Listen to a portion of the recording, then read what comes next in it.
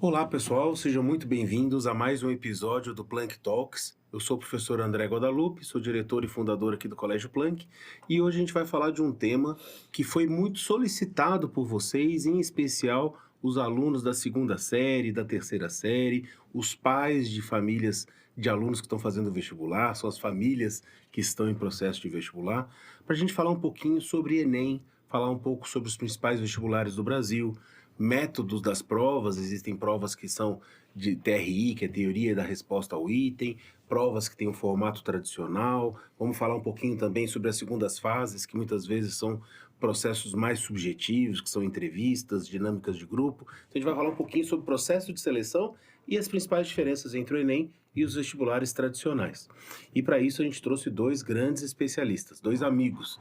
Professor Ademar Celedônio, que é diretor de inovação e deixa eu ver se eu cargo certo, diretor de ensino e inovações educacionais do SAS. Exato. Obrigado, Ademar, por estar aqui com a gente. Eu que agradeço, muito obrigado. Obrigado aqui por estar junto à família Planck, que eu tenho um carinho muito especial, já de muitos anos aqui.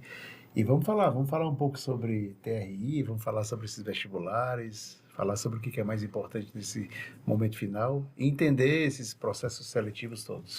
E o professor Ademar que esteve conosco no episódio anterior, que a gente estava falando sobre carreiras, sobre inteligência artificial, sobre chat GPT. Então, se você ainda não viu, termina de assistir esse episódio, depois volta lá na nossa lista para assistir sobre carreiras, que foi muito bacana.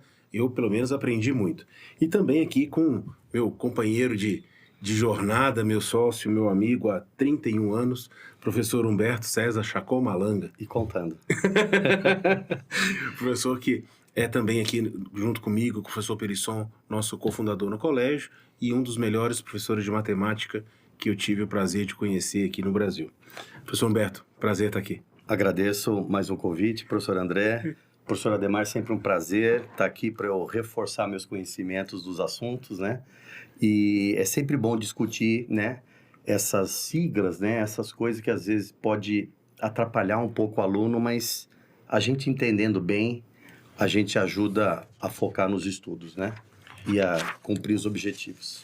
Porque, Humberto e professor Ademar, quando a gente fala de Enem, que é o Exame Nacional do Ensino Médio, é claro que eu peço um pouco de paciência para você que já conhece, mas para você é uma oportunidade de entender um pouco mais a fundo. O Enem é o maior exame que nós temos hoje no Brasil, né? E vou começar com o senhor, professor, falar um pouquinho sobre o que é o Enem, um pouco da sua história e como que a gente chegou até hoje, que eu sei que é um assunto que o senhor domina muito e palestra aí pelo Brasil inteiro, e um pouquinho sobre a TRI, que é a Teoria da Resposta ao Item, que é uma forma diferente, vamos dizer assim, fora do tradicional, de mensurar a nota do aluno no exame. Então, professor Ademar, fala um pouquinho para a gente de Enem e de TRI. André, o Enem, como você já falou, o Exame Nacional do Ensino Médio, ele é uma prova que é aplicada no Brasil desde 1998, já tem um longo chão aí de mais de 20 anos de aplicação. Em 2008, ele sofre uma transformação e ele passa a ser, no seu modelo todo, a partir de 2009, um exame de vestibular, poderia dizer dessa forma, tá? E o Brasil faz essa prática de aproximar isso de um exame que é muito parecido com o que acontece em outros países do mundo.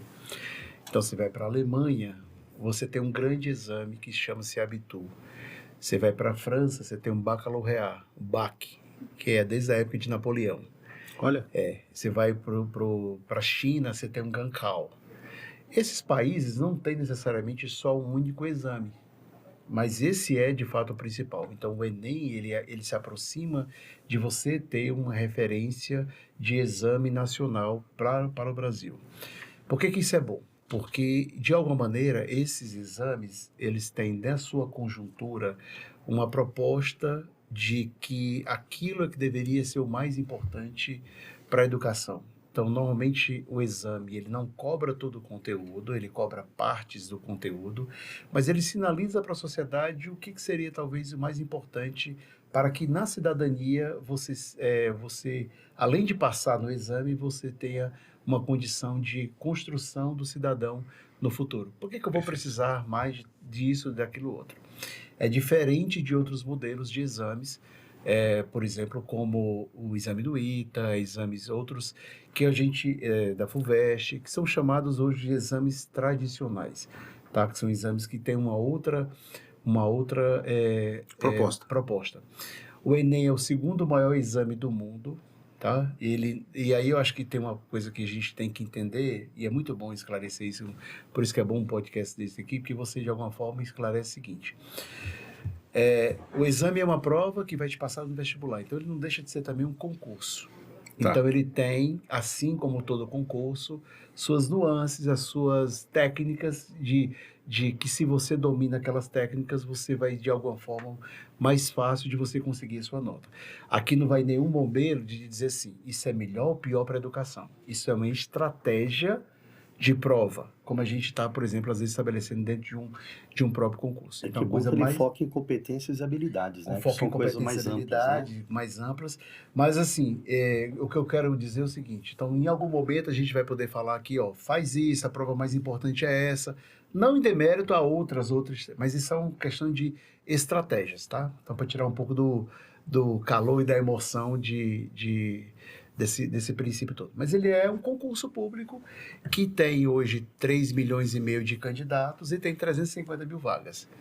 Então, 90% dos alunos vão ficar reprovados. Perfeito. Então, você já tem acho que um entendimento de uma forma de como isso pode impactar diretamente, tá? Ele desde 2009, ele é submetido a uma regra chamada de TRI, Teoria de Resposta ao Item, que, diferente dos outros exames, ele tem outras métricas que são estabelecidas. Então, ele tem uma coisa de coerência pedagógica. Então, eu preciso ter uma coerência pedagógica na prova. Eu vou tentar explicar ele através de uma outra prova. Tá. Eu vou para a FUVEST, é uma prova com 90 itens, 90 questões, e se eu tirar 45 e o Humberto tirar 45, a gente tirou 5 na prova. Então, 45 de 90, essa é a minha nota estabelecida. Você acertou 50% das questões. Acertou 50% nota das 50, questões. nota 5. Numa prova de 90 questões do Enem, se acertar 45, posso tirar uma nota 3, ou seja, ter 30% e não 50%, e Humberto, dos 45, tirar 70 pontos. Ou seja, muito maior o desempenho dele em relação a isso. Com o mesmo número absoluto de acertos. O mesmo número absoluto de acertos. Então, o número de questões, eles não necessariamente são a construção para que, de alguma forma, eu entenda como é que vai ser minha nota. Essa que gera a primeira grande dúvida. Por que disso? Lembra que eu falei da tal da coerência pedagógica? A pessoa que acerta questões fáceis e acerta questões médias, não necessariamente acerta questões difíceis. Mas ela acerta aquele básico. Uhum. A FUVEST, não importa qual foi a questão que eu acertei ou errei. Eu posso ter acertado uma no chute, né? Que é aquele famoso mamãe disse que vai cair essa, e eu tenho outras técnicas de... Uma questão fácil e difícil é o mesmo peso. Né? Exatamente. Já, por exemplo, um aluno que erra as questões fáceis, erra as questões difíceis, erra as questões médias, ele vai errar também, é difícil. Essa é a coerência, é o que se espera. Essa é a coerência. Mas se ele acertar difícil, o computador pega ele e pega essa predição.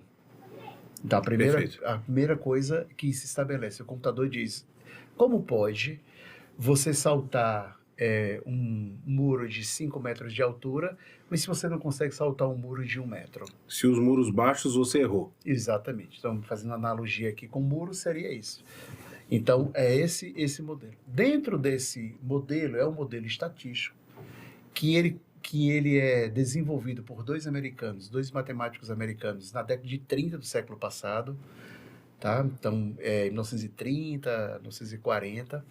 Ele só vem ser mais utilizado e talvez dizer assim, mais respeitado na década de 70, tá? Nos anos 1970, porque os computadores começaram a ter um nível de desenvolvimento. Tá. Então, ele precisa de um algoritmo estatístico que faça essa grande relevância nesse estudo, para identificar, de fato, o que aquela população disse que era fácil, o que era médio, o que era difícil, e que tipo de acerto eu estou tendo isso. Por isso que as questões do Enem têm que ser pré-testadas? Eu posso usar uma outra técnica de pós-teste, tá? Mas, preferencialmente, ela deveria ter um pré-teste. E ela deveria ter indicadores já. Quem elabora uma questão do Enem, ele elabora já pensando que ela vai ser fácil. Ela é testada com 1.200 alunos, em algumas condições. Depois, aquilo se pega referenciais para aquelas questões, tá? E aqueles referenciais são indicadores. São 3 numerozinhos chamados A, B e C. O C é o acerto ao acaso. Então, nenhuma questão do Enem eu posso dar muita dica para o aluno para que ele consiga acertar mais do que 20%. Por que 20%? Porque são 5 alternativas, 100 dividido por 5. A probabilidade do chute, né? Isso. O B dessa fórmula, né, que é a dificuldade da questão. Então, se eu tenho uma questão ali em torno de 500, que a régua vai algo em torno entre 0 e 1.000, ela é uma questão média. Se ela é menor do que 500, a proficiência dela ela é fácil. Se ela é maior do que 500, ela é difícil. Então, se eu tiver uma questão 900, ela é o quê? Muito difícil. Se eu tiver uma questão 300, ela é muito fácil, tá? Esses pré-testes ajudam nessa indicação. Você pode não fazer pré-teste. Você pode fazer um pós-teste. Você aplica a prova para todo mundo, antes de processar todos os dados, você tira 30% da população, ou um percentual menor, pré-testa com eles e depois joga e cria uma régua de proficiência. Você cria a régua com o próprio exame. Isso. Com a própria prova. Então, no Brasil, se pré-testam as questões antes, e no Brasil, por conta da legislação, o governo é obrigado a divulgar os itens. Então, logo depois da prova, ele divulga quais foram as questões que caíram. Isso não é regra no mundo, não. Então, por exemplo, o ACT, que é o Enem americano, as provas são liberadas 8 anos depois. Então, lá o pré-teste acontece simultâneo à aplicação da prova. Então, o aluno faz 100 questões, ele não sabe quais, mas 20 delas estão sendo testadas pela primeira vez. E outras 80... são as que estão valendo para o exame dele. E essas 80 podem, inclusive, ter caído em anos anteriores, porque ele já tem, inclusive, as relações e as proficiências. Então, esse é mais ou menos... Eu não sabia que o exame é obrigado a ser divulgado por uma questão de legislação. Legislação brasileira, a Lei Geral de Transparência. Olha. Tantos dias depois, no edital... Por ser um concurso público. Por ser um concurso público. Você tem algumas modalidades. Então, por exemplo, o ITA. O ITA é um vestibular, ele se denomina vestibular. Você poderia dizer que sim. Mas o ITA tem uma parte das vagas que são para militares. Carreiras militares. E essas carreiras... É uma portaria e tudo mais. E essas carreiras militares, depois, fazem com que o aluno faça algum curso lá dentro, do mesma sala de aula que ele estuda com um aluno, mas ele é militar, e ele vai receber um salário por aquilo. Ele vai receber um soldo por ser primeiro-tenente, eu não sei bem qual é mas, então, por conta aspirante disso... oficial, né? Por conta disso, ele sai da categoria de vestibular e entra na categoria de concurso. Tanto que é concurso de admissão. Então, você pode chamar de vestibular, mas sim, assim, sim. A nomenclatura da legislação. Perfeito. E aí ele segue, inclusive, outras regras, aí pode ter muito mais fácil uma carreira do ITA ter uma judicialização, porque eu estou concorrendo a uma vaga pública de um concurso que eu vou ser remunerado, e não só para estudar. Então, né, inclusive, pagam para estudar, que é o melhor dos mundos, né? Exato. Agora, Ademar, na sua opinião, o TRI, ele é superior do ponto de vista de justiça do que um exame tradicional, ou isso não cabe? Ele é mais meritocrático, ele respeita mais aquela ideia que o aluno estudou a sua vida toda e que, de fato, a importância de saber aquelas coisas mais fáceis, tá? Então, assim, quando eu estou falando de uma TRI, de uma prova SAEB, que é uma outra maneira que é aplicada no Brasil, ele tem talvez um nível de justiça maior. Mas quando eu estou aplicando uma TRI dentro de um concurso de valendo vaga na universidade, eu posso me adaptar àquele progresso todo e acabar aprendendo como é que aquilo funciona. Talvez por isso que a FUVEST não adote a TRI? Existem algumas prerrogativas, tá? A FUVEST não adotando a TRI, ela tem mais liberdade de colocar, por exemplo, mais atualidades. Perfeito. Tá? Então, por exemplo, eu posso cobrar muito. O Enem, ele cai quase zero de atualidade. Isso é uma coisa até boa dos alunos saberem. Porque, como eu tenho que pré-testar as questões, eu tenho uma distância muito grande entre a aplicação e, de fato, o modelo geral. Por exemplo, caiu alguma questão no Enem sobre chat GPT. É muito difícil. É muito pouco provável. É muito pouco provável. Pode cair dentro daquelas que não são pré-testadas e vão ser pré-testadas depois. Mas, por exemplo, o termo inteligência artificial já está há muitos anos. É E possível. é possível, e o Enem gosta de cobrar esse tipo de coisa. Mas a FUVEST pode ir direto e cobrar já o impacto de mercado de trabalho, que o ChatGPT, uma notícia que o ChatGPT já tirou emprego de alguém, já pode cobrar isso mais fácil. Ou, por exemplo, ano passado, se apostava muito que os 200 anos, dos 100 anos da Semana de 22. Então, em 1922, o Brasil teve um marco literário muito importante para a nossa história, que foi a Semana de Arte Moderna em 1922. Então, assim, cara, isso é figurinha carimbada que os elaboradores de questões vão cobrar. Isso caía em vestibulares tradicionais. No Enem nem cai. Entendi. Então, essas datas que são... Eu esqueci o nome agora. Essas datas que são de 50 anos, que o homem foi à Lua, que 100 anos, que faz aquele ano. Às vezes até vejo pessoas dizendo dicas de Enem, falando que pode cair isso, balela. Tanto é que no vestibular da FUVEST de 2020, que são os alunos que entraram, 2021, Que entraram em 2021, já caiu, por exemplo, o Covid. Só veio cair Covid no Enem 2022. Tá? Então, assim, você tem um delay de informações. Agora, não que os assuntos que caem no Enem são muito atrasados. O Enem gosta de cobrar o que cai na vida. O que está na vida. É um recorte da sociedade brasileira. É um recorte da sociedade. Então, ele vai, por exemplo, cobrar racismo, ele vai cobrar homofobia, Inclusão. ele vai cobrar inclusão. Então, ele tem, principalmente nas provas do primeiro dia, que é linguagens e humanidades, ele vai cobrar algumas coisas que se refletem diretamente dentro do aspecto da sociedade. Inclusive no tema de redação, né? No tema de redação, ele tenta sempre trazer alguma questão que envolva a sociedade de uma forma geral. Isso está muito claro no edital. Às vezes tem que explicar o que é óbvio, né? Porque talvez as pessoas não olhem para o edital.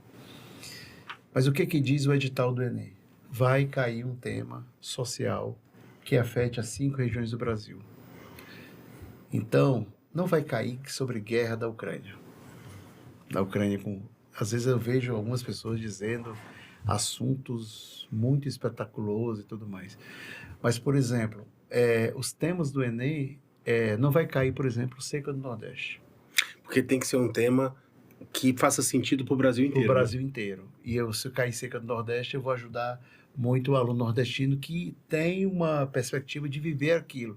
Ele vai ter mais vantagem. Um aluno do Sul vai ouvir mais de ouvir falar. Exatamente. E ele pode... E isso tem uma... Então tem que ter um modelo de equidade. Então, por exemplo, acesso a tecnologias é um problema social brasileiro. Infraestrutura, esgoto também. E esses aspectos, racismo, infelizmente é uma coisa que acontece ainda no Brasil todo. Você pode ter, talvez, algum expoente, alguma coisa, mas aquilo afeta as 5 regiões do Brasil. Então, é um problema social do Brasil. E, normalmente, o INEP, que é o órgão que elabora as provas, ele manda recados via prova de redação. E lembrando que quem elabora a redação é a sociologia e não linguagens, né? Não é um professor não é necessário... Não é de língua portuguesa. Não necessariamente de língua portuguesa, porque da FUVEST, por exemplo, vai cair... A FUVEST ano passado foi até muito parecido com o Enem, mas a FUVEST gosta de cobrar, às vezes, uma relação de uma obra literária que os alunos tiveram que ler como obra obrigatória, com alguma coisa que acontece na sociedade. Alguma correlação, mas o tema vai ser uma dissertação que resolva um problema social do Brasil. E essa é uma das competências lá, a competência 5, que você vai ter desde a gramática até o desenvolvimento da redação, mas a competência 5 fala assim, ok, eu te dei um problema social, mas me diz como resolver. E aí você tem uma ideia de fazer uma ou duas intervenções. É a proposta de intervenção. Proposta de intervenção de como você reflete aquilo. Então, ele quer, de alguma maneira, que você tenha uma reflexão sobre aquele tema e, de fato, como é que você o aborda. Há alguns anos, inclusive pelo avanço da extrema-direita, começaram a se cogitar algumas coisas de respeito aos direitos humanos, que é o que tem dentro da própria proposta. Isso inclusive, foi para o Supremo. O Supremo disse que se o aluno não quiser respeitar os direitos humanos, não teria nenhum problema. Seria até absurdo, mas o Supremo concordou com a tese que não precisaria ter esse prognóstico de respeito aos direitos humanos. Mas, no final, quem corrige a prova são humanos. Então, se vocês respeitarem os direitos humanos, de alguma maneira... Não vai soar bem, né? Não vai soar bem, e isso tem um outro dinamismo. Mas é um problema social que você tem que dar, por exemplo, a sua razão daquilo como você possa imaginar que vai resolver o problema para aquela sociedade. Então, isso é uma coisa que precisa o aluno ter muito repertório. Então, em grandes linhas, eu tenho 5 competências, cada competência vale 200 pontos. É a primeira competência que fala das normas gramaticais, a coerência do seu texto. Ela está na redação como um todo. A competência 2, ela é o entendimento da proposta. Eu sei o que ele está cobrando, usar os termos, os textos geradores que estão lá, para que eu construa a minha proposta. As 3 e 4 de desenvolvimento, que você também é avaliado durante a redação toda. A competência 5, normalmente, é o último parágrafo. É a hora que é a solução. Que é a solução, na hora que você vai dar a sua opinião. Então, se você colocar um acho, eu acho que deveria ser isso, o acho vai soar muito mal, porque você tem que ter convicção daquilo que você está... até a semântica da palavra. E é muito difícil você fazer a competência 5 na construção de todo o texto. São pessoas que escrevem bastante, que conseguem ir articulando e já ir defendendo. Já fazendo a defesa da tese desde o início, né? Desde o início. Então, isso é muito difícil. Então, normalmente, o último parágrafo é aquele que é o decisor de aumentar ou não a sua prova, a sua nota. Acima dos 700 está lá no terceiro parágrafo, né? Porque ele vai perder um pouquinho, ele vai perder um pouquinho. Se ele for muito mal ali, acabou. E qual é a diferença? Por exemplo, se eu tiro um 960 para um 920, lembrando que a nota é até 1000, eu perdi 40 pontos. E normalmente você fazer aqui uma logística reversa, Humberto. Normalmente a média eu tenho lá dividido por 5. Então o que representam 40 pontos? 40 dividido por 5 representam 8 pontos a mais da minha média. Considerando as outras 4 notas estáticas. Esses 8 pontos a mais da média, em muitos cursos, fazem a diferença entre você estar entre os 15 primeiros e você não está nem na lista de espera. Na lista de espera. Mesmo porque depois o Ademar vai falar do SISU, né? E a nota de redação tem um peso grande, muito grande em todas as universidades, né? Todas as universidades, e ela é muito valorizada. Então, sobre a redação, acho que o grande conceito é uma dissertação, ela vai tratar de um problema do Brasil, e ela é um problema social que atinge as 5 regiões do Brasil. Agora, uma coisa é o seguinte, a partir de agora, nós estamos no mês de agosto, quem estiver assistindo a gente um pouco depois, acho que faz parte da concepção das gravações, né? Mas de agosto a novembro, não é impossível que o aluno faça mais de uma redação por semana. Na hora da onça beber água, né? Então, eu gosto de dizer o seguinte, se você fizer uma redação por semana, eu tenho lá, estou aqui há 15 semanas do exame, mais ou menos, você vai fazer 15 redações. Se você fizer 2, você vai fazer 30. Se você fizer 3, você vai fazer 45. Quem faz uma redação está jogando. Quem faz 2, de alguma forma, ele quer a vaga. Quem faz 3 merece a vaga. Então, não é absurdo o desempenho de grandes alunos nessa reta final, de fazendo 3 redações por semana. Eles merecem a vaga. Porque ela é treino. Ela tem metodologia para ser feita. Ela tem padrões estabelecidos. E se você fizer tantas redações, vamos supor, 30 até o final dessa reta final, fora o que você já teve de incremento na sua vida, gente, é quase impossível não cair alguma coisa que você não tenha escrito no passado. E eu falo muito com os alunos, né, Humberto, e o Humberto também aconselha muito os nossos vestibulandos aqui no colégio, que o esforço para fazer uma boa redação e tirar 960, 980 numa redação, ele é grande, mas ele não se equipara a tirar 980 numa prova de matemática. Isso. Por exemplo. Então, assim, o esforço que você tem que ter para conseguir acertar 44, 43 questões de matemática é muito maior do que para fazer uma excelente redação. Ou seja, se dedique à redação. Leve a sério mesmo a redação. E eu gostei muito do que você falou, da uma, das duas ou das três redações agora nessa reta final, porque é uma essência do Enem, né? Que é identificar e preparar o aluno para uma cidadania. Isso. Então, ele saber produzir soluções e ter opiniões próprias tá muito a ver com os valores do colégio, né? Que é a autenticidade, a relevância. Quer dizer, quando a gente fala que a gente quer um aluno ético, relevante, autônomo, global, né? A relevância e a autenticidade é um bom texto. É saber ter um bom argumento e que esse argumento faça falta. E que seja dele. Acho que foi muito boa essa bola que você levantou aí, porque eu acho que eu deveria dizer uma coisa assim. A FUVEST, em 2023, ela surpreendeu. E o presidente da Comissão de Vestibulares da FUVEST, professor Gustavo Mônaco, ele deu uma declaração que o vestibular da FUVEST continua com essa mesma pegada em 24 em diante. O que aconteceu? A primeira fase da FUVEST foi uma prova muito mais interdisciplinar do que nos anos anteriores. Foi mesmo. Até mais do que o próprio Enem.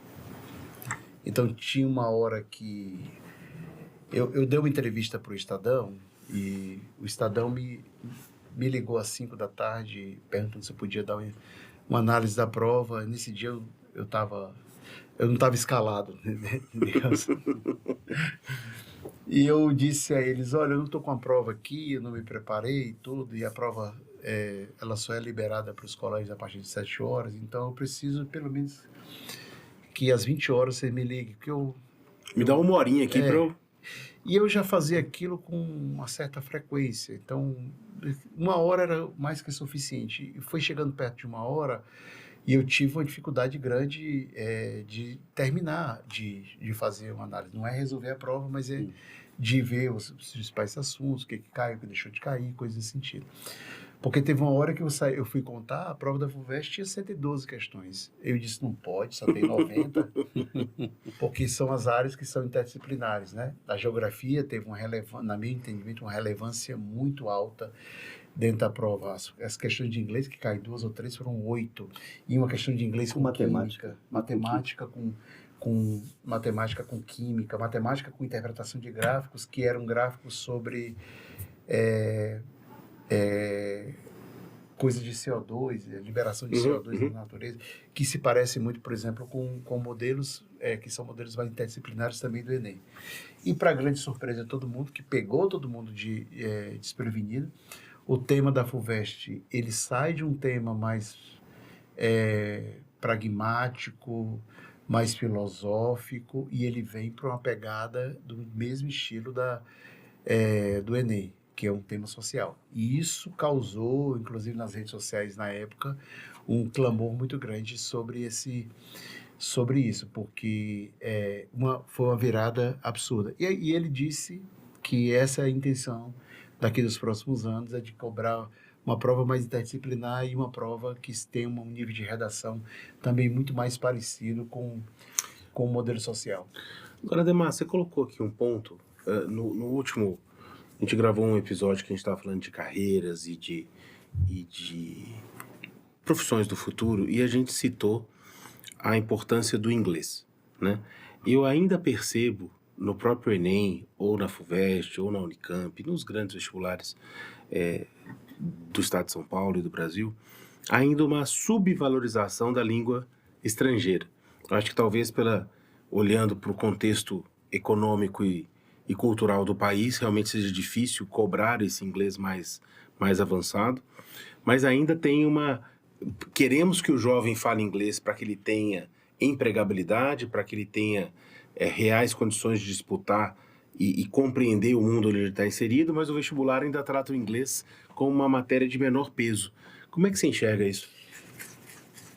Se eu dou muita força a um determinado conteúdo, esse conteúdo passa a ser mais estimulado pelos professores, pela sociedade e, consequentemente, eu considero aquilo mais importante. Pronto. É uma possibilidade. A FUVEST vai num caminho de valorização do inglês. Então, caíram 2, 3 questões e caíram 8, inclusive sem cobrar aquela gramática. Tem uma lá do ano passado que é um meme, que é o que todos os jovens estão todos atentos, mas na verdade eu já coloquei ela em algumas palestras e eu pergunto se ela é de inglês ou se ela é de química. E fica muito meio a meio, inclusive com professores de química.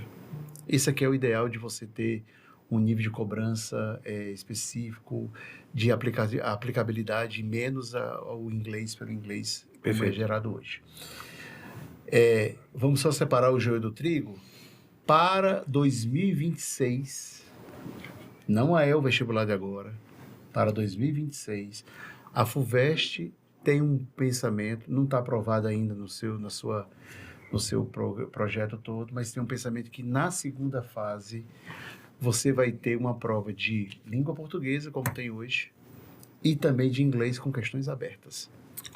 Então, isso vai ter uma dimensão para a FUVEST em 26, vamos dizer que não vai ser esse ano. Para ninguém se assustar com a prova de agora. Que mostra algum posicionamento de dizer assim, a gente considera que isso seja muito importante, a gente considera que a gente precisa selecionar um aluno que saiba inglês, porque aqui dentro ele vai precisar ser submetido a vários programas e livros e materiais que são em inglês, e inglês é a língua franca que existe no mundo. Então, esses modelos todos sinalizam para a sociedade a importância. Para o Enem, era uma prova com 5 questões e tem uma relevância muito menor, ainda é dividido com o espanhol.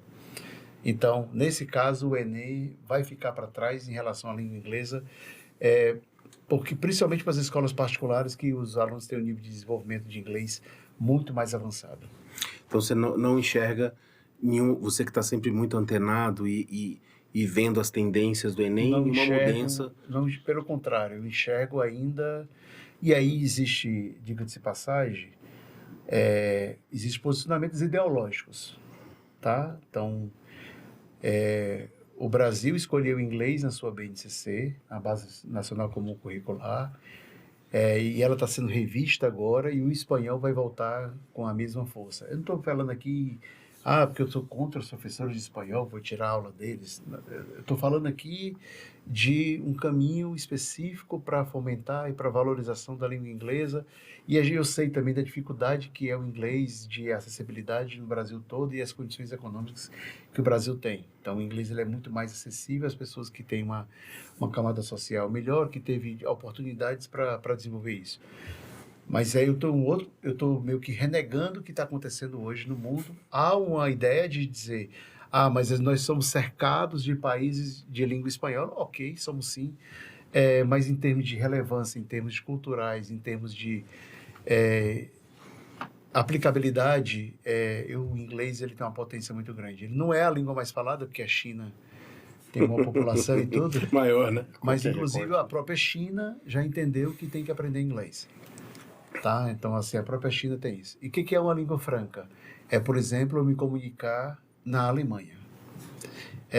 Esses principais países da OCDE, todos eles, o aluno sai da escola algo em torno como bilíngue ou trilíngue. A sua língua mãe e mais 2 línguas. Só que uma dessas 2 é inglês. Então, o inglês ele tem uma relevância, quase tão importante quanto aprender matemática. Eu vejo que a decisão, e de novo, faço minhas suas palavras de nada contra os professores de espanhol, a importância do espanhol, mas é como se a gente dividisse algo que já é pouco, né? Já tem pouca energia colocada no ensino de uma segunda língua. E aí, na hora que você fraciona, fica com menos energia. Tem que ter um entendimento do porquê disso, né? Você tem só 30% da população que faz hoje prova de inglês no Enem. 70% escolhe espanhol, porque... Pela falsa sensação de proximidade. De proximidade e também por não saber inglês. Então, tem uma razão para isso, né? O problema é que quando você... E quando isso vai acabar? Nunca. Então, por que eu não devo incentivar o ensino do inglês e dar um prazo que, de fato, isso não exista mais essa avaliação? Porque aquilo que estou dizendo, exames, aí volta para aquela coisa de concurso. Eles não determinam o que a sociedade deveria estudar. Hoje eles determinam. Eles não deveriam ser isso. Mas uma vez... A educação básica é muito refém totalmente. do vestibular. Totalmente. Eu estou participando agora de uma comissão no Congresso, a comissão que estuda, inclusive, os livros didáticos do Brasil, e eu estou dizendo que a gente deveria discutir currículo no Brasil do ponto de vista de dizer o que a gente não deveria ensinar. Os nossos currículos brasileiros, eles são algo em torno de 30% a 40% mais inchados do que a maioria dos países da OCDE. E no mundo de tanta tecnologia e outras coisas, talvez seja melhor ensinar programação, ter espaço para ensinar Excel nas escolas, do que necessariamente eu tenho que estudar mais trigonometria. Ninguém fez isso, nada contra. Não, mas eu também Nada contra as cônicas, nada exato. Contra os polinômios, números complexos, né? Números complexos, nada. Mas isso deveria ser conteúdo, como é em muitos países, só de alunos que vão para as engenharias do ensino superior. E isso é ensinado no ensino básico do Brasil. Então, isso era um ponto que até queria ver com o Humberto, com você, professor, que é a questão do currículo, né? Porque quando a gente pensa no Enem, eu confesso aqui e falo aqui com você, que é meu aluno, que você que é vestibulando, a gente é solidário na dor do volume de matéria que esses meninos têm que estudar. Então, eles olham... são 11 disciplinas com um volume muito vertical.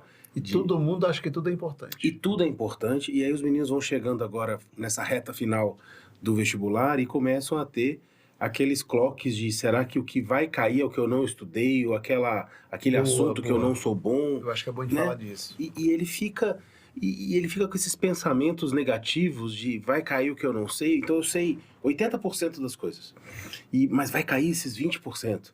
E é um desafio enorme, porque o currículo brasileiro de assuntos, eu mesmo hoje estava falando com os alunos sobre problemas da visão. Hoje de manhã cedo na aula, ótica. Última aula de ótica. Última aula do assunto de ótica, falando sobre oleométropia, ametropias, e miopia, astigmatismo, e função de Gauss, e educação do fabricante. É um assunto que traz muito interesse para eles, porque de cada 40 alunos na sala, em média, 5, 6 não tinham nenhum problema de visão. Então, a maioria, ou com um pouquinho de miopia, um pouquinho de astigmatismo, um pouquinho de hipermetropia. Então, faz muito sentido para eles entender como é que é a consulta, lá o exame do meu oftalmologista, como é que faz a lente, e por que é assim, por que é assado. Então, foi uma aula que eles se interessaram muito. Foi uma aula muito prática. Mas, de uma forma geral, o assunto fica muito distante deles, né? E aí vai para o terceiro ano, aquele volume de matéria enorme. E tem até uma dificuldade do professor trazer algo prático para o aluno, né? De uma série de assuntos. Vários assuntos. Então, você fica no mundo abstrato, e no Enem, assim, quando eu falo mais do Enem, eu não sofro muito isso, porque é muito próximo dele, né? E aí eu acho que é bom explicar por que você não sofre disso e por que tem aspecto geral. A prova do Enem, ela é uma prova que é feita em cima de competências e habilidades. E ela tem inclusive no edital dele, diz claramente que é uma prova que todas as questões precisam ter contexto. Então, ele vai ter uma situação, problema que acontece na sociedade. Perfeito. Então, eu não consigo ter, por mais que a gente pense, muitas situações problemas com funções bijetoras, injetoras, sobrejetoras, com função par, com função ímpar, com polinômios, com números complexos. Mas eu tenho muitas com porcentagem, regra de 3, juros simples, juros compostos. Então, o Enem cai aquilo que está próximo da nossa vida. Então, não vai cair tanta botânica, mas vai cair muito meio ambiente. Não vai cair tanta cartografia, mas vai cair muito meio ambiente. Não vai cair muito a questão de ótica, vai cair muita energia. A energia. Então, vai cair muitas questões de globalização. Então, de alguma maneira, não é que o Enem diminua o número de conteúdos, não é que ele não cobre uma matriz. Mas não vão ter 6 de matrizes na prova. Vai ter uma a cada 2 anos, mas tem 6 de porcentagem. Mas daí, Ademar, eu queria voltar no ponto da questão dessa ansiedade que o nosso aluno fica no final do ano, porque olha o desafio do nosso aluno médio aqui no colégio. ele vai prestar Enem, mas também vai prestar a FUVEST, que vai ter uma segunda fase discursiva de matemática, ou de física, ou de língua portuguesa, ou de história ou de geografia. Ele também vai prestar a Unicamp, ele também vai prestar uma GV, ele vai prestar um INSPER, ele vai prestar um Einstein, ele vai prestar uma Mackenzie, ele vai prestar uma PUC. Então tem um leque de preparação que é um desafio enorme. A primeira coisa, o desafio vamos lá, entendimento. 95% desses conteúdos que você citou são iguais. Perfeito. Então, você tem coisas que são específicas daquele... Então, por exemplo, a segunda fase do INSPER é uma prova socioemocional, aberta, em que o aluno, inclusive, vai precisar fazer perguntas. Normalmente, Exato. na educação, a gente responde perguntas. E lá tem uma parte da prova, o professor Tadeu Ponte, que é o coordenador do vestibular, me explicou. Entendeu? Mas tem uma hora aqui que eles precisam fazer perguntas para a gente. Eu disse, nossa, isso é a maior dificuldade que existe. E fazendo só um parênteses, tem muito a ver com a fala atual sua, falando sobre inteligência artificial, que nós estamos entrando na pedagogia das perguntas. E não só na pedagogia das respostas. Exatamente. Né? Então, saber fazer boas perguntas é fundamental hoje. E eles dão uma situação, um problema, e o aluno tem que fazer perguntas sobre aquela situação, porque ele normalmente está acostumado a responder sobre aquilo. Então, você tem que entender a regra do jogo, digamos assim. O Enem tem esse modelo que eu estou falando que cai mais assuntos. A FUVEST, por exemplo, já cai um outro recorte de assuntos. E a FUVEST, ela é mais focada em conteúdos do ensino médio. O Enem volta muito para o fundamental. O Enem volta muito para o fundamental, porque é mais fácil de eu contextualizar assuntos do ensino fundamental. É por isso que eu tenho... Então, o Enem vai cobrar muito menos logaritmo e a FUVEST pode já cobrar. De matemática fundamental. É fundamental. Então, você tem uma nuance de entender o processo. E aí só tem um jeito de entender bem o processo. Fazer prova. Fazer provas anteriores é que, de alguma maneira, faz com que você esteja atento. Então, parece básico o que eu estou dizendo. Mas é assim. Para poder eu concorrer com alguma coisa, eu tenho que entender como é que funciona. Estou falando isso porque a gente tem péssimos resultados no PISA, no Brasil. E ninguém faz nenhuma prova parecida nas escolas que vão aplicar. A gente não... Eles chegam... O treino é diferente do jogo, né? Não tem. Então, assim, não sei nem como é que é. Eu chego e faço. Alguém vai, não, mas isso aqui é o ideal para que o aluno e mostre o que é o conteúdo. Mas, às vezes, eu não sei nem como utilizar. Eu não faço lista de exercício. Essa aqui caiu no PISA 2015. Não tem. Não tem. A gente, inclusive, os outros países fazem, viu?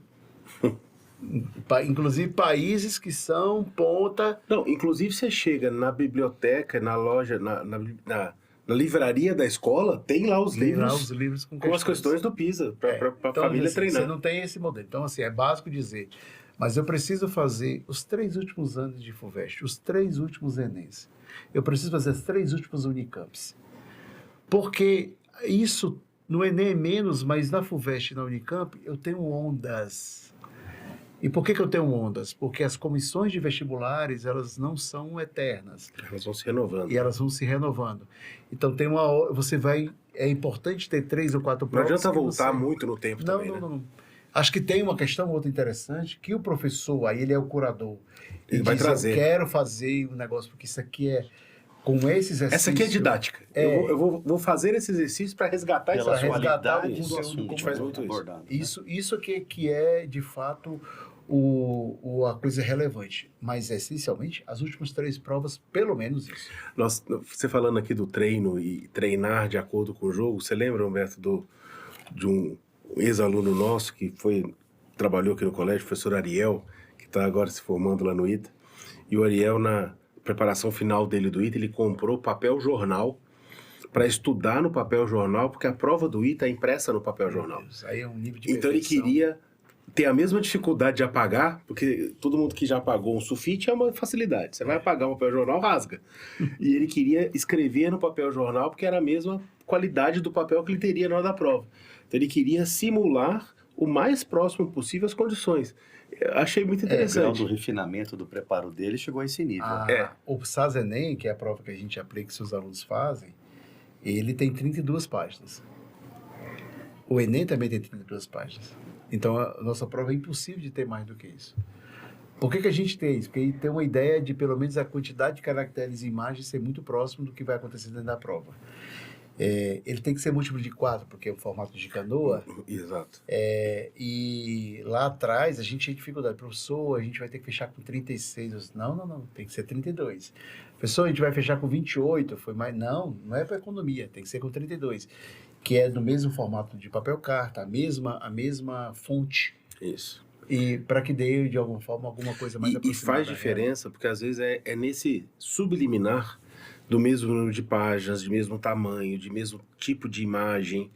Se eu estou falando, por exemplo, de milímetros, né, de décimos que vão fazer a diferença na aprovação, isso vai fazer a diferença. Faz. E traz uma tranquilidade que às vezes o aluno não percebe.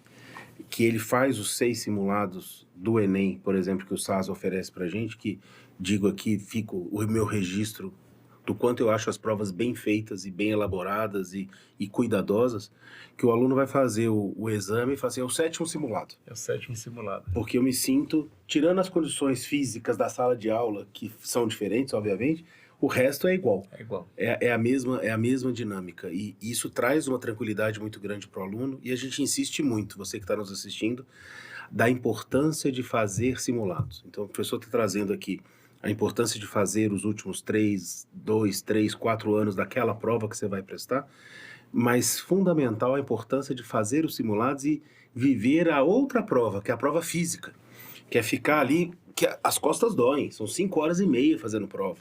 Ter esse hábito de administrar o tempo, de administrar o sono, de administrar a fome. Quer ver uma coisa? Isso é fundamental. Uma coisa que ninguém talvez leve a tanta atenção.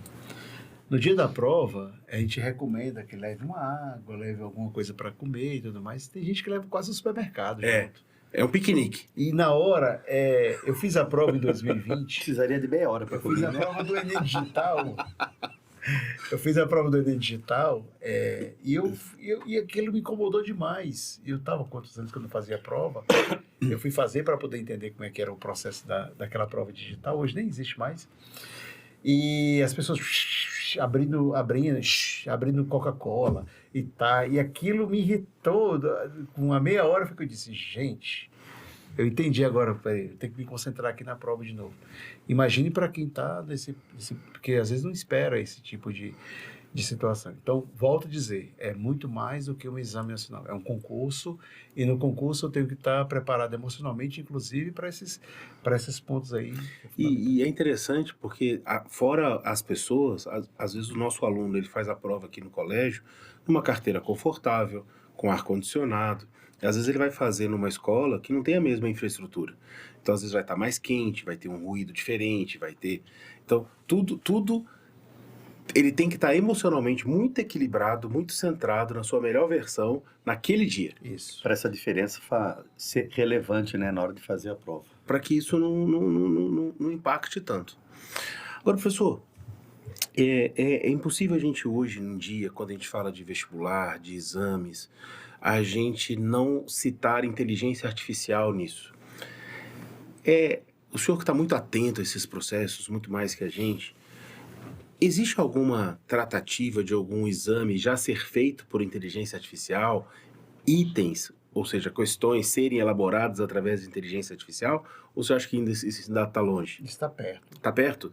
Está perto, vai depender se de fato vão utilizar ou não. Essas inteligências artificiais, elas, de alguma maneira, para esse tipo de situação, ela não é tão absurda, ela tem facilidade para... Vamos dizer assim, para o primeiro dia, o segundo dia do Enem, ela tem mais dificuldades. Mas, por exemplo, o Enem, por ser muito inclusivo, ele tem uma prova chamada prova do ledor. Então, as pessoas cegas têm direito a ter uma pessoa que lê aquilo para ele. Então, eu estou usando as questões da prova do ledor para treinar inteligências artificiais dentro do ChatGPT, por exemplo. Eu pego a questão e essa questão, ela tem uma descrição do mapa. Então, ao invés de ver o mapa, ele descreve, ele narra como é que está o mapa. E isso, para essas inteligências artificiais, as imagens, às vezes, não atrapalham. E lá, não. Eu estou, inclusive, colocando isso para poder aprender como utilizar isso em outras plataformas. Não acho um absurdo em 5 anos a gente ter esses níveis. Não acho um absurdo no próximo ano, inclusive, o SAS já ter questões dentro dos seus modelos, talvez não a própria questão, mas as resoluções. Então, a gente está pensando hoje em dar 2 soluções, a solução que é do humano e a solução do chat, alguma coisa nesse sentido. Olha só. Aquilo que eu vou dizer, feito pela IA, mas com curadoria humana. Mas, já que a gente está gravando de talks aqui, do ponto de vista de dicas para o vestibular, eu acho que tem que falar disso, como é que cai na prova, tá? Então, vai cair no Enem pelo menos umas 4 questões da habilidade 16, na prova de ciências humanas. Vou até anotar aqui, habilidade eu também. 16 Habilidade 16 de ciências humanas. ciências humanas. Essa habilidade, eu vou tentar resumir, ela fala sobre o uso da tecnologia no cotidiano e o impacto dela no mercado de trabalho. Então, pode cair, por exemplo, uma questão que fala sobre as plataformas de Uber Perfeito. e como é que esse Uber, os aplicativos, ele não vai cair como Uber, né? Mas ele vai cair como os aplicativos de transporte. O que ele fez, por exemplo, dentro do mercado. É uma das chamadas as tecnologias disruptivas. Essa tecnologia disruptiva é aquela tecnologia que endereça um problema. Então, tem um propósito que acontecer, que é o transporte. Ela deixa um negócio que é muito em massa e aquela que é muito e ela favorece a população baixando o custo. Então, todo mundo quer muito ter a facilidade de pegar um carro hoje, inclusive mudando hábitos da sociedade. É muito comum você ver uma notícia de jornal e pode cair claramente uma notícia de jornal da Folha de São Paulo dizendo que as pessoas agora estão fazendo uma conta se deve ou não ter carros. E qual é a consequência de eu não ter um carro, quanto é que eu vou gastar numa plataforma? Pode ter um conceito matemático. Pode ter um conceito de preservação de meio ambiente, porque essa pessoa tem uma consciência tão alta que eu não precise mais usar um carro, já que é tão fácil e tão barato eu usar esse carro. Então, você tem um modelo de como tem isso. Impactos. Outro mercado de trabalho foi deslacerado, que é o dos táxis. Outros impactos. Esse mesmo profissional, ele não tem seguridade social. Então, precisa, aí na prova de ciências humanas, o governo fazer intervenções do ponto de vista de regulação. Então, esses modelos todos endereçam muito o que a tecnologia faz. Essa habilidade 16 cai em 4 ou 5 questões todo ano. E aí, diga de passagem, a prova do Enem é uma prova cifrada. Como assim, Ademar? Vamos lá. Vou pegar o exemplo da área de matemática. A prova tem 7 competências. A primeira é números. A segunda é geometria. A terceira é grandezas. A quarta é a relação entre as grandezas. Diretamente e inversamente proporcional. A quinta são os conteúdos de ensino médio. A sexta é gráfico. A sétima é probabilidade estatística. Então, vão cair questões de todas as competências. É isso que está, digamos, no mantra. Então, números, razão, proporção, regra de 3, juros simples, combinatória, geometria, áreas, volumes, papapá. Vai ter questões de mudança de unidades, centímetro para decímetro, decímetro para tudo. Decímetro cúbico para centímetro cúbico é uma das questões que são consideradas mais difíceis do Enem. Para litro. O aluno não sabe que um decímetro cúbico é 1 litro. São coisas, isso é sexta série. Vou dar um exemplo, desculpa fazer um parênteses. Na terceira série, a primeira aula de hidrostática, na frente de física que eu trabalho, é um conceito simples de pressão, que é força por área. Só que o grande número de questões é converter área de milímetro quadrado para metro quadrado, para centímetro quadrado, volume de milímetro para litro, e as questões são de análise dimensional, são de unidades. E vão cair, por exemplo, o pessoal tem dificuldade. E vai cair muitas questões de escala. Perfeito. Eu tenho uma maquete, tá? Quando eu vou para a competência 5, que são os conteúdos do ensino médio, olha, é uma competência... Todo médio. O 7 também tá, mas assim, é muito pouco. A 6 é gráficos, é análise e inferência de gráficos. E a 7 é probabilidade estatística, que também é um conteúdo de ensino médio. Eu digo para vocês, vão cair 4 ou 5 questões de probabilidade estatística, vão cair 4 ou 5 questões de gráficos, vão cair 4 ou 5 questões de ensino médio, 4 ou 5 questões de análises de grandezas inversamente, diretamente proporcionais, essa que você falou agora. Da conversão de unidades? Da conversão de unidades. Vão cair 4 ou 5 questões de probabilidade de geometria e vão cair 4 ou 5 questões da competência 1, que é números. Essa é a prova. Isso acontece em todas as outras áreas. É uma prova cifrada. A prova do Enem é mais fácil. Né? A prova do Enem é mais fácil de você entender que ela, porque ela está gerida por uma matriz, do que a prova da FUVEST. A prova da FUVEST é uma grande incógnita todo ano. Você tem umas tendências, e essa agora que eles mudaram para interdisciplinar, derrubou todo mundo. É porque quando você pensa no Enem, obrigatoriamente tem que ter as questões de cada uma das competências. Exatamente. Então, não precisa ter questão de todas as habilidades, mas vão cair questão de todas as competências. Então, não tem como fugir disso. Não tem como fugir disso. Então, por exemplo, em linguagens, eu tenho 2 competências que falam sobre o uso da tecnologia e os impactos dela dentro da sociedade. É a 1 e a 9. E vão cair questões da 1 e da 9. A 2 é língua estrangeira. Vão cair questões de língua estrangeira. Quantas? É a mais fácil de identificar, que são 5. Então, se você for pensar, por exemplo, que eu tenho 45 questões e eu tenho 9 competências na prova de linguagens, vão cair 5 de cada competência. É mais ou menos isso. Tem um que cai 4, tem um que cai 6, mas não tem um que cai 10 e outra cai 1. Não tem. Existe um equilíbrio entre esses assuntos. Em termos de habilidades, ok. E habilidades podem cair mais ou menos. Algumas caem mais, inclusive.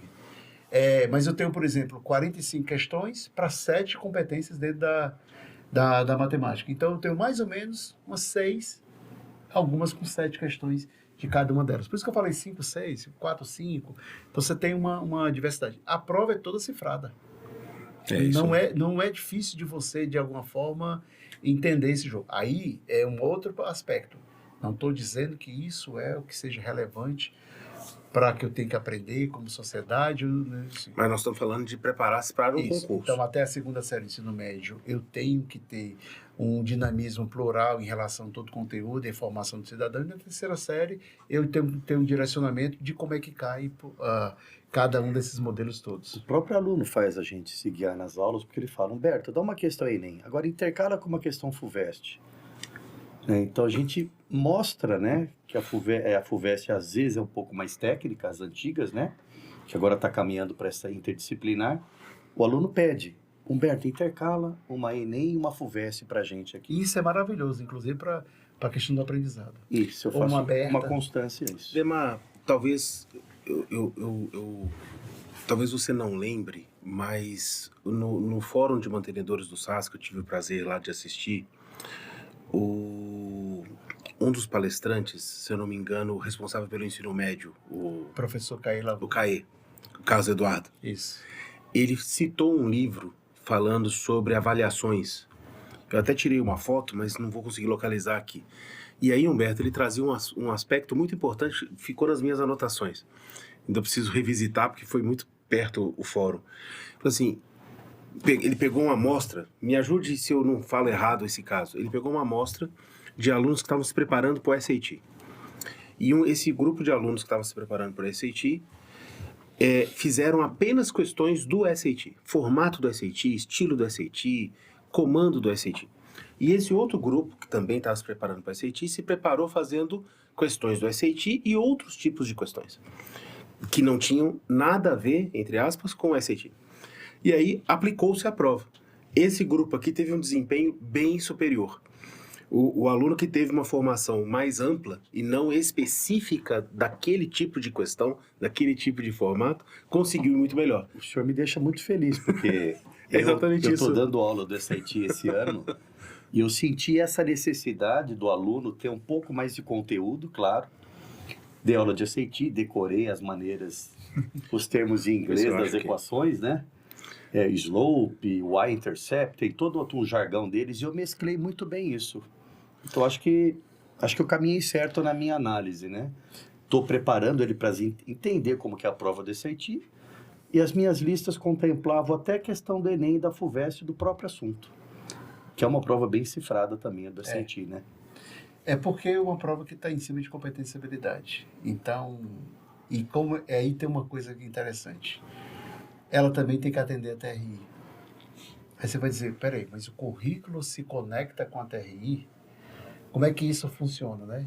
Eu tenho que ter determinados modelos para que sejam questões que eu não tenho tanta dica para o aluno acertar, ela tem que ter um contexto, e quando eu atendo a TRI, ela está ligada a uma matriz de referência. Então, o professor, ao elaborar, sabe que tem que ter um determinado nível de dificuldade. Então, tem todo elas se entrelaçam dentro desse modelo. E com teoria clássica, eu não preciso ter essa preocupação. Aqui, ó, achei. Ah, que beleza, né? Depois eu mostro para a câmera e a gente coloca o link. É Fixe o Conhecimento. Fixe o Conhecimento. Do Peter Brown e mais 2 autores aqui. Tem um livro que é inspirado nele, do Cláudio Moura Castro, no Brasil, que é um doutor em educação, Cláudio Moura Castro, que é eu não vou me lembrar o nome agora, mas o Cláudio Moura Castro traz um livro também parecido com isso. Existem coisas básicas, ele diz assim, por exemplo, dormir é essencial. Aí você, opa! Então você fala que o esforço tem que dormir poucas horas para que você estude mais. Pelo contrário, dormir é essencial. Ter um quarto com 2 lâmpadas, aí você vai me ajudar, professor de física. Elas intercalam, por exemplo, a luminosidade, que o olho humano não enxerga, mas a frequência dos dois, apaga e acende. Uhum. Então, ter 2 é bom para poder você não quebrar essa dinâmica. Você ser organizado, você ter o seu modelo de organização. Então, tem uma série de nuances que são bem interessantes para isso. Ele traz, né, a ciência da aprendizagem bem-sucedida. E ele traz uma frase que eu achei muito interessante. Diz assim, aprendizagem, capacidade de adquirir conhecimento e habilidades. E a capacidade de disponibilizá-los da memória para detectar e enfrentar problemas futuros. Quer dizer, a aprendizagem só faz sentido se você conseguir resgatar essa aprendizagem para aplicar em alguma situação.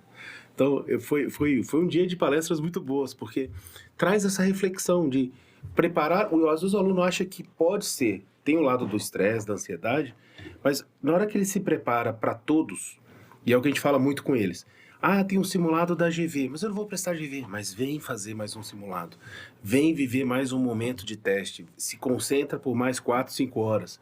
Tem um simulado da Unesp, não vou fazer Unesp, vem fazer a prova da Unesp. Então, quanto mais você se preparar, ter a preparação específica, faça a prova, conheça o edital, conheça a metodologia, mas estude o máximo possível. Tenha a sua mente mais aberta possível, que daí você vai conseguir resgatar essa aprendizagem na hora de aplicar numa situação de um problema futuro inédito. Porque a gente dá uma aula geral, né? Eu vou dar aula de semelhança de triângulo, para tudo. Semelhança de triângulo, né? Semelhança de triângulo. Aí eu vou vendo as provas, aí eu vou preparando o meu atleta para aquelas provas, né? Exato. Mas a base é a semelhança de triângulo sempre, né? E ele vai enxergando como que a prova cobra e vai criando intimidade e mais segurança, né? Uhum. Pessoal, a gente já está chegando perto do nosso... O papo aqui foi muito bom, mas a gente já está chegando perto do nosso fim. Eu queria pedir para vocês dois deixarem uma mensagem para os nossos vestibulandos, para a família dos nossos vestibulandos, sobre o desafio que eles vão enfrentar daqui a alguns meses. Como você disse, Ademar, tem a temporalidade do assíncrono do YouTube, né? Então às vezes pode estar assistindo um pouco mais para frente. Mas que mensagem, Ademar, que você deixaria para o nosso aluno, para a família, sobre a questão do vestibular, sobre a escolha desse vestibular, alguma dica, algum conselho para que ele viva essa fase de uma forma mais plena? Viva a frase mais plena, né? Mas, ao mesmo tempo, tem uma pressão muito grande. Eu acho que tem aqui, primeiro, do lado dos pais, a responsabilidade de dar o apoio, de fazer as melhores condições, talvez de ter um cantinho na casa em separado, porque ele é o filho da vez que está se preparando, de ter alguns mimos diferenciados, porque isso faz uma diferença grande. Na China, nem avião pode rodar no dia do vestibular. Eles fecham o espaço aéreo, né? Fecham o espaço aéreo. fecham, inclusive, próximos aos locais de prova, é quase que como um feriado, para que tenha silêncio absoluto. Então, você tem um pouco desse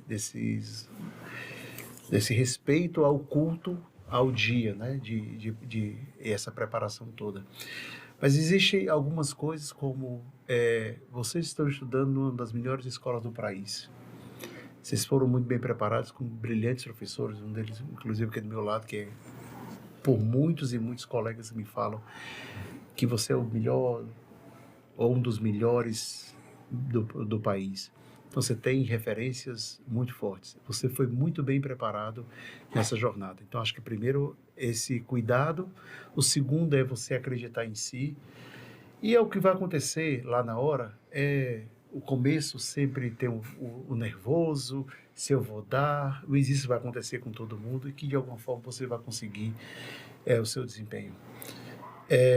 Acho que tem o nível de atenção até lá, ao mesmo tempo de fazer provas anteriores, fazer, digamos que o seu dever de casa, que é você fazer redação toda semana, que é você assistir às aulas com atenção, que é você evitar distrações, que é você não estudar com fone de ouvido, porque as pessoas imaginam que o cérebro, inclusive, tem pesquisas que identificam que você não consegue se concentrar em duas coisas. Não é para tirar a música. Você pode escutar uma música longe, um rádio, alguma coisa, de preferência em língua inglesa, para aquilo não atrapalhar o seu desenvolvimento.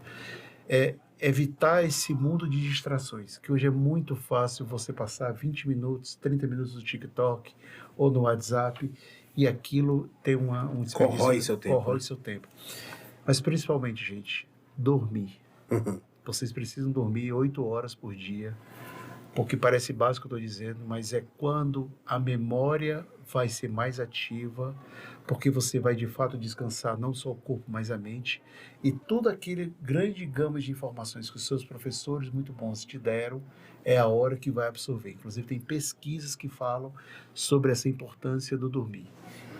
E aí, obviamente, tem o velho celular, o velho WhatsApp que pode atrapalhar e começar a ter um dinamismo. Olha, se a aula começa às 7, eu tenho que me acordar às 6, então eu faço uma conta reversa, eu tenho que dormir às 10. Mas nossa, eu tenho que dormir às 10, eu só dormi à noite. Faz isso por 3 meses. Tá? Você está fazendo para você e para o seu benefício. Então, isso é um pouco nesse sentido. Acho que primeiro, cuidar de si, porque a preparação, não tenho dúvida que foi a melhor possível. Professor Humberto? Um recado para todos os vestibulandos e principalmente nossos alunos do Colégio Planck, né? Dizer que a gente está do lado de vocês, dando todo o apoio. Vocês já estão sendo cobrados por vocês mesmos de maneira demasiada, o que é normal. Então, sintam-se muito próximos de nós para esse momento que é importante, que a gente acompanha há décadas, né, André? E eu também estou vivendo como pai um segundo ano de vestibular. E não é só o aluno que é vestibulando, acho que a família se transforma em vestibulando, dando esse apoio, né? Ficando do lado. Não viajando, não viajando, porque tem um simulado. Não fazendo churrasco sábado, porque é dia de prova. Então, a agenda da família é a agenda do vestibular. Perfeito. Respeitando o estudante nesse momento que ele é muito cobrado. Né? E fazer os simulados, que é muito importante, e seguir seus professores. Eu tenho lembrado dele com mais frequência, o Edgar Morin falava que a família não tem consciência, mas quando matricula numa escola, o calendário de vida da família está definido pela escola. Que horas acorda, que final de semana viaja, porque depende do calendário de provas, da dinâmica de provas, o horário que começa a aula. A família acorda pelo horário que começa a aula. A música do Legião Urbana, Eduardo e Mônica, né? Ele tem uma hora lá que ele diz... Da recuperação, né? Eles não foram viajar porque o filhinho da Eduardo... E não é nem o meu filho, é o do Eduardo, né? Que ficou de recuperação. Não é o filho da Mônica. Eu acho que tem essa... E, pessoal, vocês que estão nos assistindo até agora, acho que a gente falou um pouquinho do Enem, falamos um pouquinho dos vestibulares. E o ponto mais importante é cuidar de si, feito o professor Ademar tão bem colocou aqui, cuidar do sono, cuidar do equilíbrio emocional. Eu digo para os nossos alunos em sala com frequência que ganha o jogo quem for mais equilibrado, quem tiver mais sereno. Então, dado uma excelente preparação, dado uma excelente dedicação, dado muitas horas de estudo, para a gente ter excelência em alguma coisa, precisa de muitas horas desta coisa. Então, estudar muito, fazer muitos exercícios, fazer muito simulado, fazer muitas redações. Vou puxar a partir de amanhã 3 redações por semana. Vamos trazer esse mantra, Humberto. Vamos combinar. Façam 3. Como é que é, professor?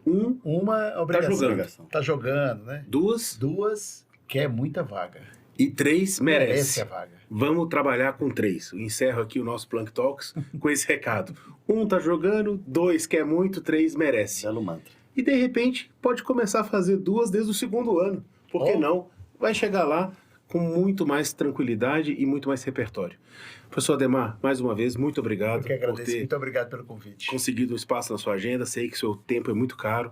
Professor Humberto, obrigado aqui por Imagina. estar aqui com a gente. Sempre um prazer. E para você que nos assistiu, que separou um pouco do seu tempo para aprender um pouco com a gente, para compartilhar, deixa aqui sua dúvida, deixa aqui sua pergunta, compartilhe um próximo tema que você gostaria e manda esse link para alguém que você acha que precisa saber um pouquinho mais sobre Enem, sobre vestibular. E até semana que vem, onde a gente tem mais um episódio do Plank Talks. Tchau, pessoal. Obrigado, gente. Obrigado.